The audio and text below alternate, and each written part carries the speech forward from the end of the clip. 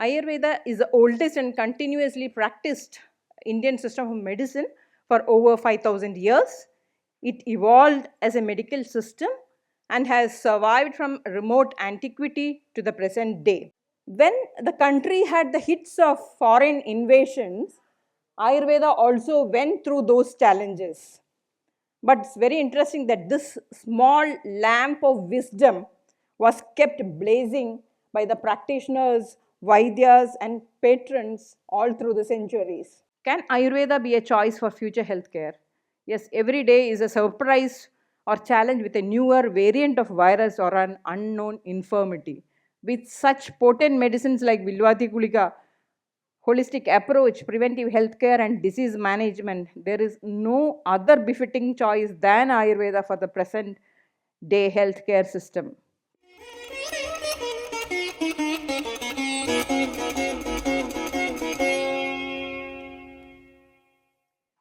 A very warm good evening to all. Let me thank the organizers for having given me an opportunity to be a part of this international conference, and also for taking Ayurveda as a segment for discussions and deliberations. So I'll be talking on understanding Ayurveda. That is, I'll be just going through the basics of Ayurvedic concepts. And being a person from Ayurvedic pharmaceutics, I have one case study where the strength of Ayurveda is understood with modern scientific technologies. So Ayurveda, I think Dr. Jaya Ramasundaram has told most of the points, but still I'll go through the slides fast. Ayurveda is the oldest and continuously practiced Indian system of medicine for over 5,000 years. It evolved as a medical system and has survived from remote antiquity to the present day. So the course of evolution had its own ups and downs. There were periods of prosperity and there were challenges. In fact, the Samhita period, that is between 400 BC to 500 AD, was supposed to be the golden age of Ayurveda, where much scientific advancements happened in the field of Ayurveda. When the country had the hits of foreign invasions, Ayurveda also went through those challenges. But it's very interesting that this small lamp of wisdom was kept blazing by the practitioners, Vaidyas, and patrons all through the centuries. Ayurveda has its roots in the Vedas. Rig, Atharva, and Yajurveda has descriptions on detailed deliberations on health, diseases, and medicinal plants. Rig Veda has about nearly 67 herbs detailed in it, and Atharva Veda has about 81 medicinal plants detailed in it. The people, Soma, are all medicinal plants told in the Vedas. Vacha, which is pronouncedly used as an anti-epileptic drug in the present day, was referred in the Vedas. The Sarpagandha, the antihypertensive drug, the current day antihypertensive drug, has its roots in Vedas. So what forms a framework for the fundamentals of Ayurveda? The ancient philosophical schools like Vaisheshika, Nyaya, and Sankhya, which forms the darshanas, they form the theoretical framework for the fundamental principles of Ayurveda. The logical arguments, concepts, and methodologies of these schools are used to understand human body, health, and diseases. So Ayurveda, in fact, personifies the application of these methodologies with the help of traditional sciences like Tridoshas, Trigunas, etc. So what forms the basics of Ayurveda? The Pancha Bhautika concept, that is the fact that your human body is made of the Panchabhutas, that is 5 elements of the nature, and it also forms the physico-chemical base of nature, of matter. That is the 5 elements by name Jala, Prithvi, Akasha, Vayu, and Agni. Yeah, forms the 5 principles, and your body has all these 5 components in one form or another, and the same components are there in the universe. So in a subtle level, the universe and human body are structurally same. So the solid components of your body like bones, cartilage, hair, nail, all these come from the earthy component, the Parthiva component. The liquid forms, the Jala component in your body is the blood, lymph, cerebrospinal fluid, such liquid components. And fire forms the metabolic activities in your body. So these Panchabhutas combine in different permutations and combinations to form the Tridoshas, as Dr. Jaya has told, Vata, Pitta, Kapha. They form the biological functional forms of Panchabhutas, and they regulate the physiological functions of the body. All the neuromuscular functions of the body are controlled by Vata, all the metabolic activities controlled by Pitta, and the cohesiveness or compactness of the body is done by the Kapha principle. So Loka Purusha Samya, this is a principle in, this is a theory in Ayurveda known as macrocosm microcosm continuum. All that manifests in the universe is there in you, and what is there in you is there in the universe. So how does it has an impact in the treatment of Ayurveda? So any change occurring in the universe alters the structure and function of the body and plays a major role in the etiopathogenesis of disease. So this is what happens in New Delhi now. We have polluted the air so much, be it stack burning or the vehicle exhaust, and nature is giving back us all the respiratory distresses. So you have given the nature all the pollutants, and it is giving back all the respiratory issues to us. So this is what you give, you get back. I remember the floods in Kerala, which happened in 2018. When water receded from the land, we could see heaps of plastics. So that is what you have put plastics in rivers, sea, water bodies. So given a chance, the river is giving back what you have given to it. So what you give, you get. So that is in short. So how does Ayurveda view health? Ayurveda defines Ayu, life, as an intelligent coordination of the soul, mind, and the five senses, with the senses and body with the totality of nature and cosmos. This gives a perfect interconnectedness with body and nature. So how does it define health? Samadosha samagnischa samadadu malakriya prasannatmendriya mana swasthaita bhidiyade. One who has balanced doshas, balanced digestive system, properly formed dhatus, proper elimination of metabolic wastes, well-functioning body processes, and whose mind, soul, and senses are in bliss is called a healthy person. So this is a very holistic definition of health, and this is in very much line with the WHO definition that health is a state of physical, mental, and social well-being, and not alone the absence of disease. So see how the principles of Ayurveda is becoming relevant in the current day definitions too. So Ayurveda is a way of living with holistic approaches. So what is the objective of Ayurveda? Swasthasya swasthirakshanam and aturasya vigara prashamanam. Health for healthy and cure for disease. This is the basic objective of Ayurveda.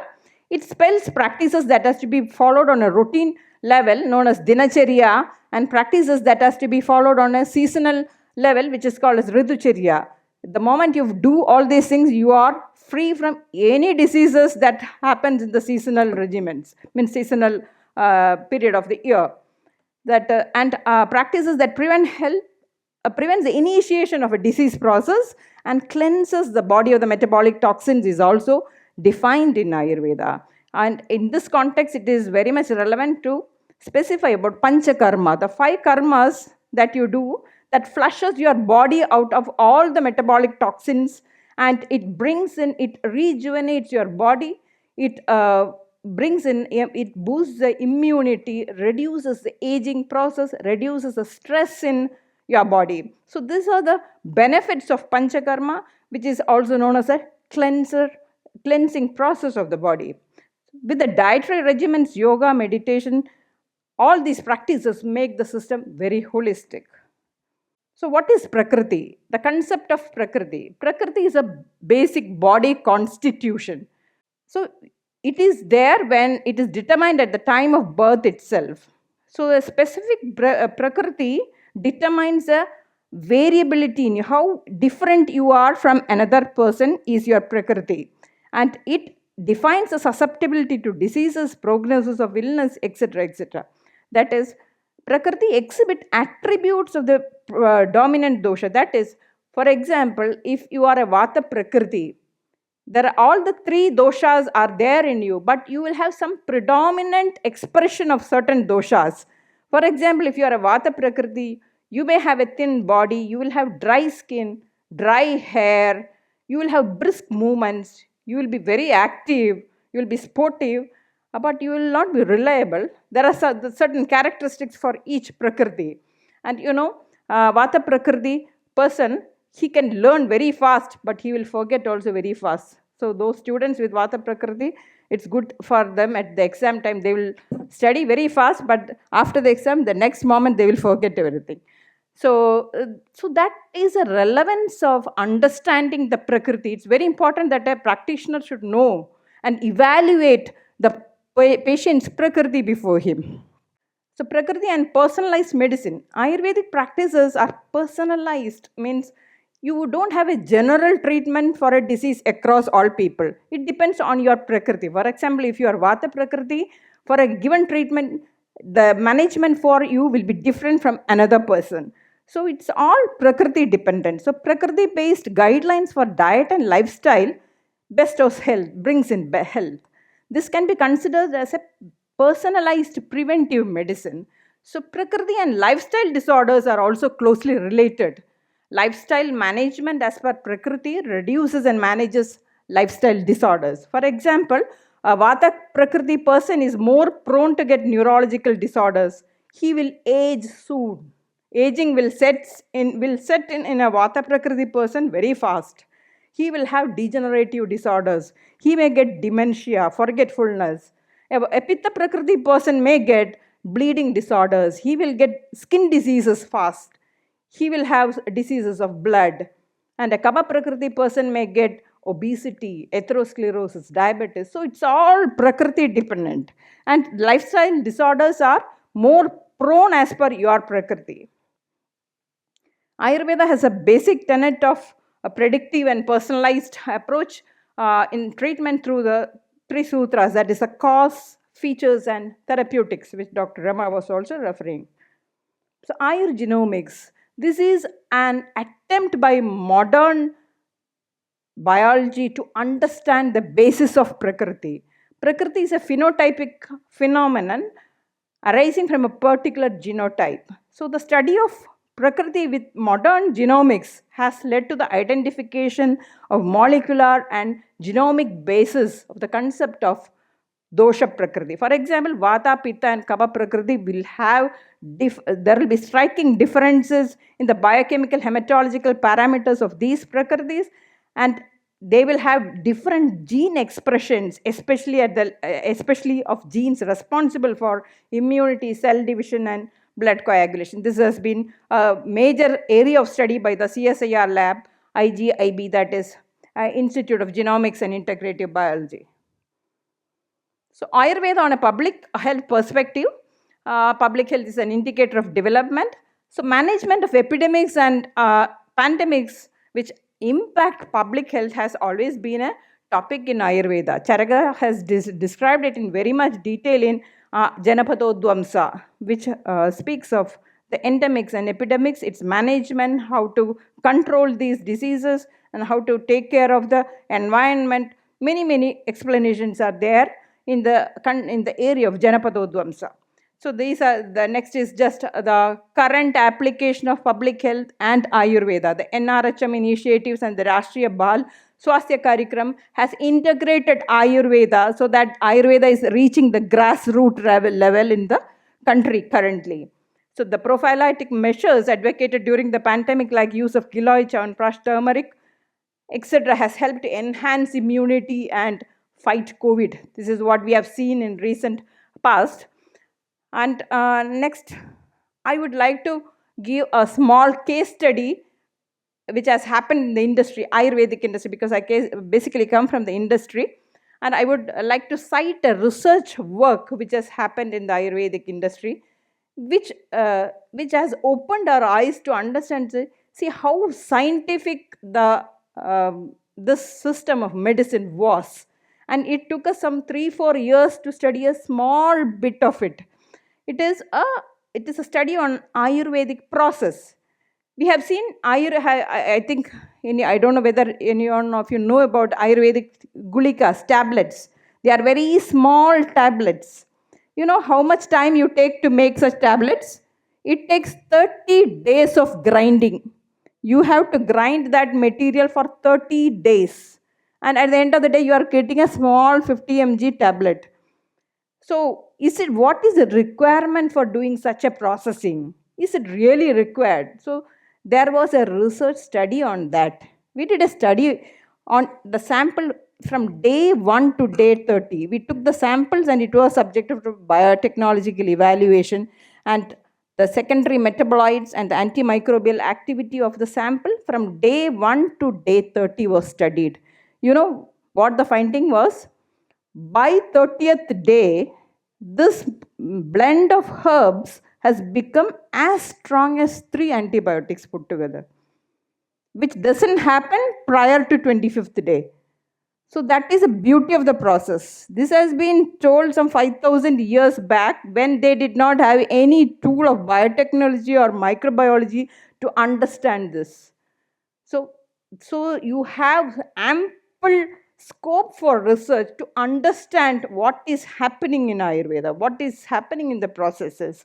So I'll just go fast through those slides. This is the study which I told, an attempt to unveil the science behind traditional medicine processing. Classical manufacturing of pill involves grinding process as long as 30 days.